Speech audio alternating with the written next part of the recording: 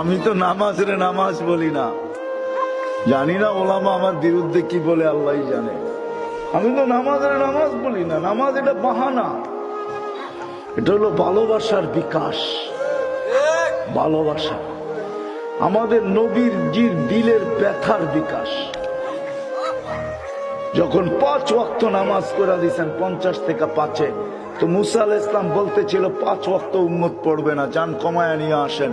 আমি 2 ওয়াক্ত পড়াইতে পারি না, আপনি 5 ওয়াক্ত কোত্থেকে পড়াবেন? তো আমাদের নবীজি বলতেছিল এখন আর যাইতে মন চায় না, লজ্জা লাগে, কিন্তু ভিতরে আগুন জ্বলতেছিল, উম্মত যদি না পড়ে তো আমি মুখ দেখাবো, তো দেখাবো কি করে?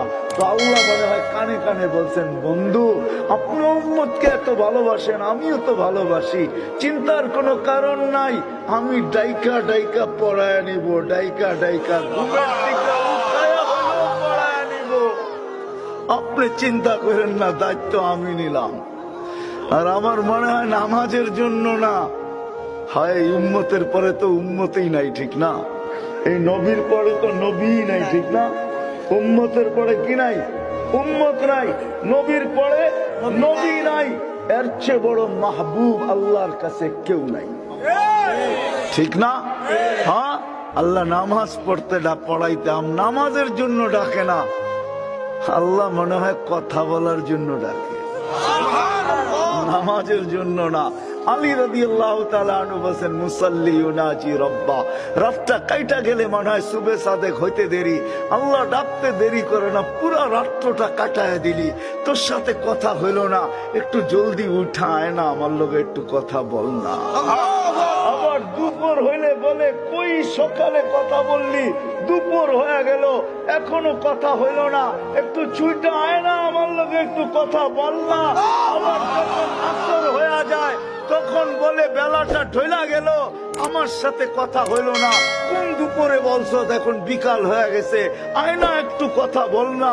যখন মাগরিব হয় তখন মনে হয় আল্লাহ বলে, সূর্যটা ডুবা গেল, রাতটা চলে আসলো, হয় দিনটা পার হয়ে গেল, দিনটা চলে গেল, রাতটা চলে আসলো, হয় কই আসরের সময় কথা বলছিস, আয় না আমার লোকে রাতের শুরুতে একটু কথা বল। আপনি বলবেন তাহলে এশা কেন? আমার মন বলে এশারের সময় মনে হয় এই জন্যই ডাকে। তো তুই তো ঘুমায়া যাবি, সকালে উঠবি কি উঠবি না তাও তো জানি না, উঠাইলে উঠবি নাইলে তো উঠবি না, এখন তো ঘুমাইতে চলে যাবি, আয় না সর্বশেষ আমার লোকে একটু কথা বলা দিবি। আল্লাহ মনে হয় কথা বলার জন্য ডাকে, আল্লাহ কথা বলার জন্য ডাকে, আল্লাহ নামাজের জন্য ডাকে না। নামাজ তো বাহানা, আমরা জানি না আমাকে নামাজ কিরকম। 1 মিনিটের বেশি 1 রাকাত পড়তে কারো লাগে না, আমারও লাগে না।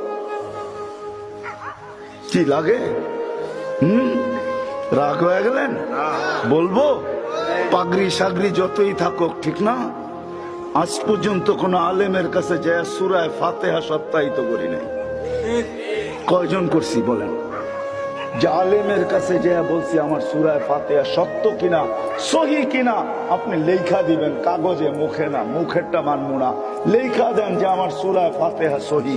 যদি জিজ্ঞেস করে এত জোরাজুরি করেন কেন, বলে কাজ আছে, কালকে যখন মারা যাব এই কাগজ নিয়ে যাব সাথে কাফনের ভিতরে। আল্লাহ যদি জিজ্ঞাসা করে সূরা ফাতিহা সহি হয় নাই, তো কাগজ বাইর করে দেখায় দিব, এই যে দেখেন আপনার আলেম সহি লেখা সিগনেচার করে দিছে। ধরেন তো, আরে ধরেন, আমারে ধরেন না। কয়জন আছে এখানে সূরা ফাতিহা আলেমদের কাছে যে সহি করছি, সত্যায়িত করছি? হাত তো উঠাইতে পারলেন না। নামাজের জন্য ডাকে না। সবচেয়ে বড় আদর্শ, নামাজ ছাড়বো না, ঠিক আছে তো?